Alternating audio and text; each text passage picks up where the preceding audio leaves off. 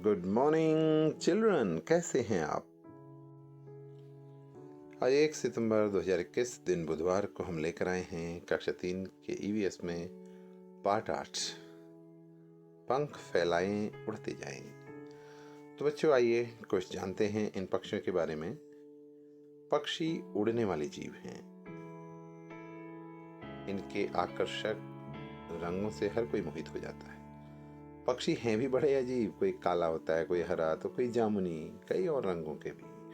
इनका हल्का शरीर इन्हें उड़ने में मदद करता है। इनके पंख हल्के और रंग बिरंगे होते हैं। ये जंगलों में, झाड़ियों में, वृक्षों पर घोंसला बनाकर रहते हैं। कुछ पक्षी घोंसला न बनाकर पेड़ की कोटर में आशियाना बना लेते हैं।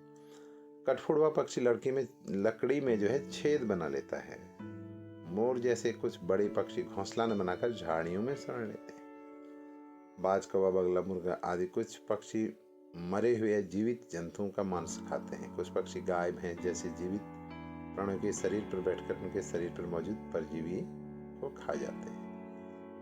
मांसाहारी पक्षी मांस, मछली और कीड़े मकोड़ों को खाकर अपना पेट भर लेते हैं। दूसरी तरफ अनेक पक्षी शाकाहारी होते हैं। शाकाहारी पक्षी अनाज के दाने, फल, फलियां और सब्जियां खाते हैं। कुछ पक्षी दुर्गम स्थानों में रहते हैं। पेंगुइन ऐसा ही एक पक्षी है जो अत्यंत ठंडे स्थानों में भी जीवित रह सकता है। कुछ पक्षी जल में निवास करते हैं, जैसे सारस, बगला, हंस, जलकुक्कुट आदि।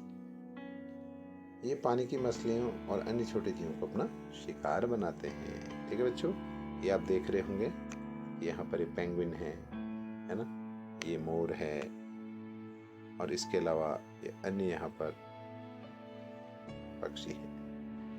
तो आज के लिए आपका अभ्यास कार्य है कि पाठ में दी गई गतिविधियों को हल करने की कोशिश करो। तो आपके पास इसके लिए पुस्तक होनी चाहिए। परियोजना कार्य आपके लिए प्रोजेक्ट वर्क अपने आसपास दिखने वाले किन्हीं 10 पक्षियों के नाम लिखो। और गृह कार्य में आपके लिए है पक्षियों पर एक कविता बनाकर अपनी कॉपी में लिखो। और अंत में अपने मन पसंद पक्षी का एक चित्र बनाओ। ओके। 1 सितंबर 2021 दिन बुधवार को कक्षा 4 के लिए ईवीएस में हम लाए हैं पाठ 8 दादी के घर पहुंचना।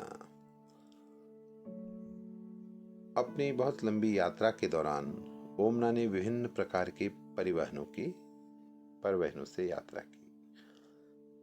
पानी को पार करने के लिए फेरी का उपयोग किया जाता है। कई लोग एक समय में पानी के दूसरे छोर तक फेरी से पहुंच सकते हैं। ओमना ने नदी के किनारे नारियल के पेड़ों की पंक्तियों को देखा।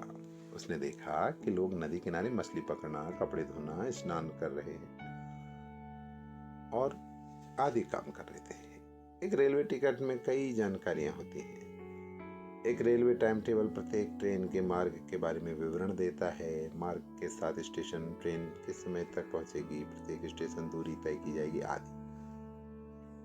हम रेलवे स्टेशन से रेलवे टाइम टेबल खरीद सकते हैं।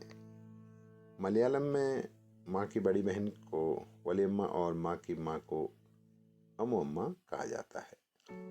यानी हम एक डायरी रखते हैं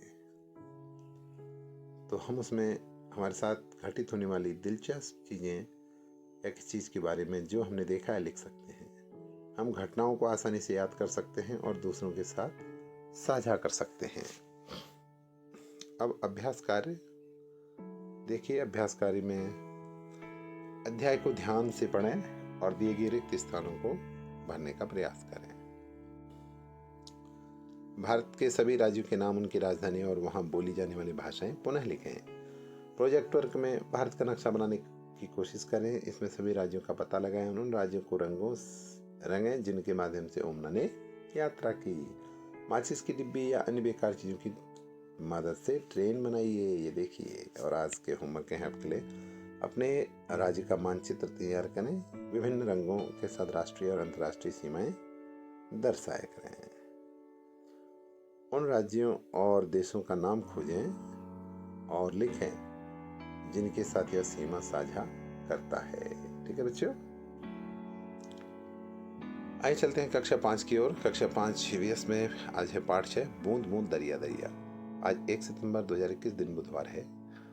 तो यहाँ पर हमने टेक्स्ट दिया हुआ है, जैसे घर से शहर जिसमें सर का अर्थ है एक झील। जैसलमेर के राजा खड़सिनी लोगों की मदद से 650 साल पहले बनाया था। झील सभी की थी और सभी इसको साफ सुथरा रखने का ध्यान रखते थे। तो ये झील के पानी में कैसे होता है, झील के बारे में ये पूरा बताया गया है, ठीक है ना। और पानी से जुड़े रीति रिवाज एवं परंपराएं भी यहाँ पर बताई गई हैं कि पानी कहाँ से मिलता है, कैसे क्या क्या होता है ना। और इसके बाद प्रश्नावली में सर का क्या अर्थ है। किसी राज्य में दुल्हन जल स्रोतों जैसे पानी का धारा, नौला, कुआं आदि की पूजा करती है। अगले प्रश्न है 5 जल स्रोतों के नाम लिखिए। आपके घर के पास कोई जल स्रोत है, उसका नाम लिखिए। जल स्रोतों की सफाई कौन करता है। पानी का बिल किस कार्यालय से आता है। पानी के बिल पर क्या क्या जानकारियां होती हैं, ठीक है ना। तो आज के लिए ईवीएस में इतना ही, मिलते हैं अगले हफ्ते ईवीएस की वर्कशीट के साथ। तब तक के लिए bye bye, thank you so much, have a nice day.